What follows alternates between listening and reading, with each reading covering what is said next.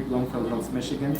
So very interesting case. This is a young lady, 48 years of age. So she had implants in 2018. So as you will see, 2018 she got her implants.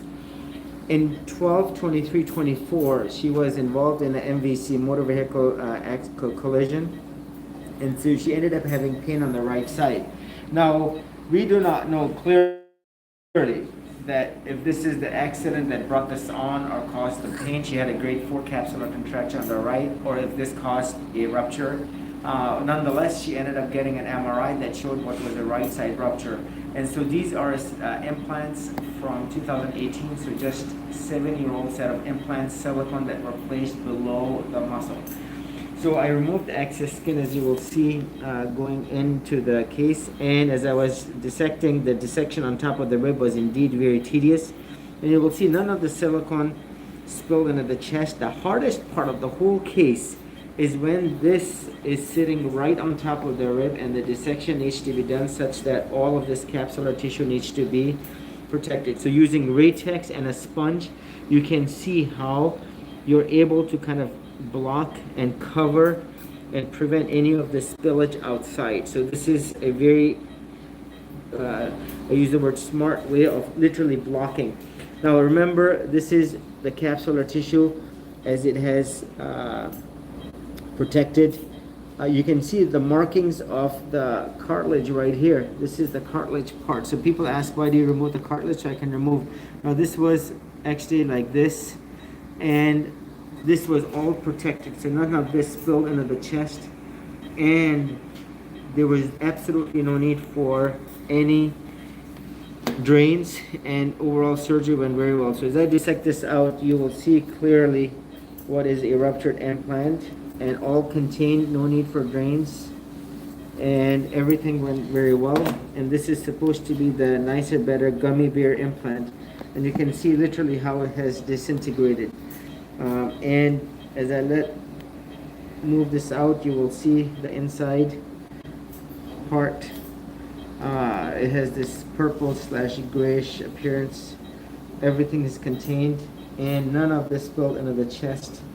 The capsular tissue is within normal limits, nothing out of the ordinary, and no need for drains. Yes, it was not an end block. Total capsulectomy indeed was done. No spillage of the silicone, and you can see, look how it disintegrates, and no, there was nothing on the chest.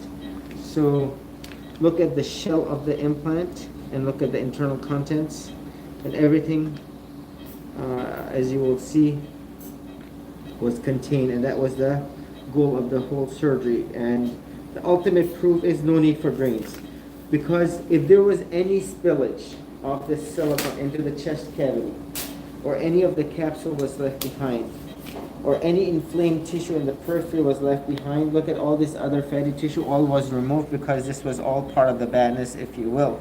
So this yellow fat, and everything was contained. There was no need, no indication for putting the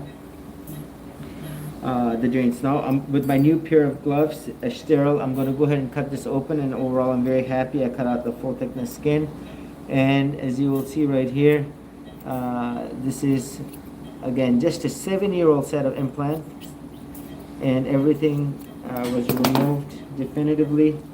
100% total capsulectomy. So as you will see in the back of it, there's some fluid. See, none of this fluid spilled into the chest. And if I go like this, look at this leaching of the silicone that occurs, and this is your Allergan 345, just like the patient stated. So 345, and capsular tissue that is within normal limits. You can see how thin this is. So literally some of the areas on the capsule was this thin, and some of this tissue right here, this is the capsular tissue, and it's right next to this fatty tissue. So this fatty tissue has to be removed as much as this capsular, because that's where this fluid has leaked into and around, and so a lot of this tissue is removed, thereby ensuring, and again, as you will see right here, this is the capsular tissue, but the fatty tissue around certainly has been removed as well, completely, definitively. So the implant Implants will be returned to the patient. Capsules to be sent to pathology. Rule out the rare BIAL, CL, CD30 analysis. Rule out lymphoma, rule out malignancy, rule out any abnormal pathology. Yes, you can do a non-en bloc or 100% total capsulectomy, and everything is contained such that all of the capsular tissues removed, the entire capsule plus implant plus all inflamed tissues removed with no spillage of the silicone into the chest. Hence, no need for drains, no need for any. The surgery is done very meticulously, and again, the hardest part of the surgery is when the capsule is super tightly adherent to the cartilage part of the rib, the bone part of the rib, and the dissection is occurring in between the intercostal muscle. And this is where, if there is a tear, the sponge can be used as a basically a blocking mechanism where it literally sticks, adheres to the silicone and prevents any of the spillage into the periphery, and all of the badness is contained, none of it spills, and hence no indication for putting in drains. Again, the other point to make here is the car accident did not, we do not know this definitively, did not cause this rupture. The rupture was potentially picked up by the MRI as a result of, but she had what was pain on the right side, grade 4 capsular contracture, where there is a deformity of the chest, including the breast, as a result of a severe contracture of the breast implant and the capsule, and thereby patient having pain, which makes it the highest, which is the capsular contracture. And that basically, the workup was done very appropriately, and now she has gotten her explant surgery. And then she had symptoms checked off on the breast implant illness called Shaher, along with the pain. So we'll see how she does post-op minus this ruptured implant on the right. There you have it. This is Dr. Khan, Executive Plastic Surgeon. I'm just going to show this real quick.